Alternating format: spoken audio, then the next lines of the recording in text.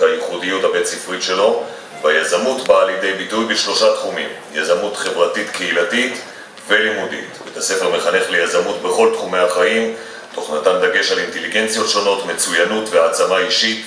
חינוך ליזמות נותן מענה לצרכים חדשים שמקורם במציאות המשתנה של המאה ה-21, והוא תורם להתפתחות ולהצלחה האישית של כל ילד.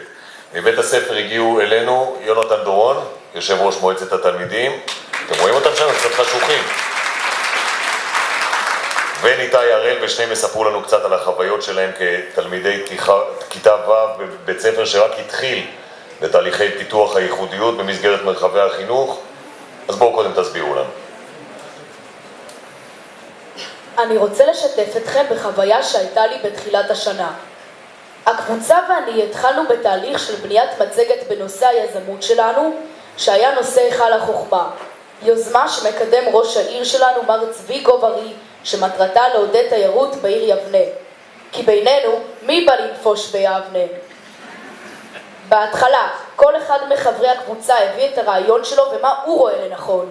כמובן שמצב זה הביא לחילוקי דעות בין כולנו, ואפילו לא עזר למצב החברתי. תוך כדי התהליך הגדרנו שהמטרה היא להביא את התוכנית לידי יישום מוצלח ויעיל. לכן כל אחד החליט להתפשר. בסופו של דבר למדתי על עבודת צוות ויישום תהליך.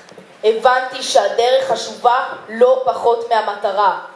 שלום, שמי יונתן דורון ואני סיימתי השבוע את לימודיי בכיתה ו' בבית הספר רמות ויצמן שביבנה.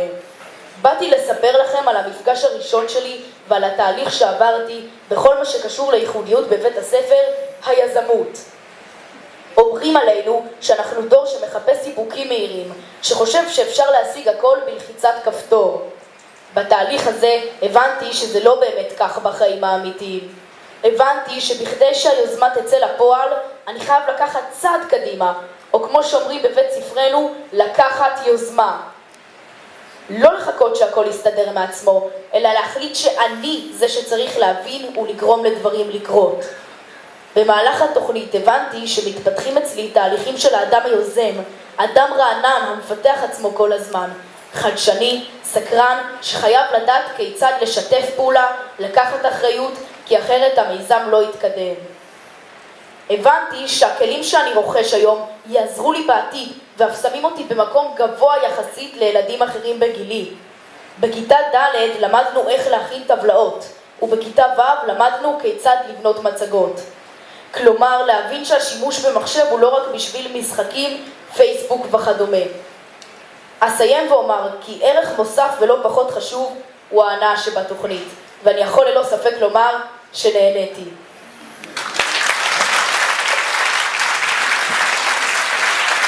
איך נבחרת ליושב ראש מועצת תלמידים כבר הבנו. ניתי. כולנו היום לומדים.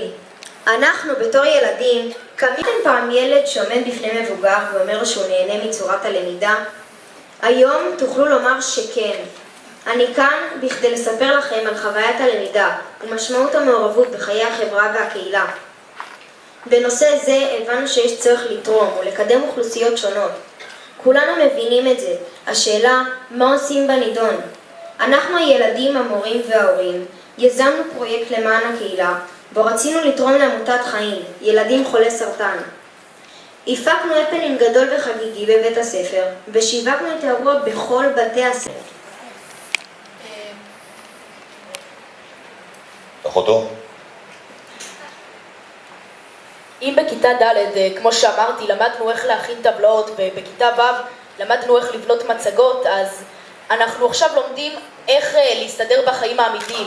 איך באמת לא לחכות שהכל יסתדר מעצמו, אלא לקחת צעד קדימה, לקחת יוזמה ובאמת לעבוד בכל הכלים הטכנולוגיים החדשניים שיש לנו בבית הספר, וזה מאוד עוזר, וכך זה באמת יהיה בעוד 20 שנה, אנחנו נעבוד עם מחשבים ולא בטבלאות. יוזמה זה משהו שאפשר ללמוד אותו? זה לא משהו שנולדים איתו? הראו לנו הרבה מצגות והרצאות על איך להיות יזם, מה התכונות של היזם, וכך באמת למדנו מה האופי של היזם ומה באמת צריך לעשות כדי שתוכל ליזום יוזמה שבאמת תוכל ליישם אותה. וניתי, מה אתה אוהב בתוכנית שאמרת שאתה נהנה ממנה? גם איך שאנחנו לומדים, אם במקום, כמו שאמרתי, שלומדים עם חומר שהמורה מעבירה, בעצם בתהליך הלמידה אנחנו בעצם למדנו כקבוצה. המורה רק ליוותה מהצד ועזרה, שבעצם אנחנו התקדמנו לבד, חקרנו אם זה במחשב, בספרים או עם כל בדרך אחרת.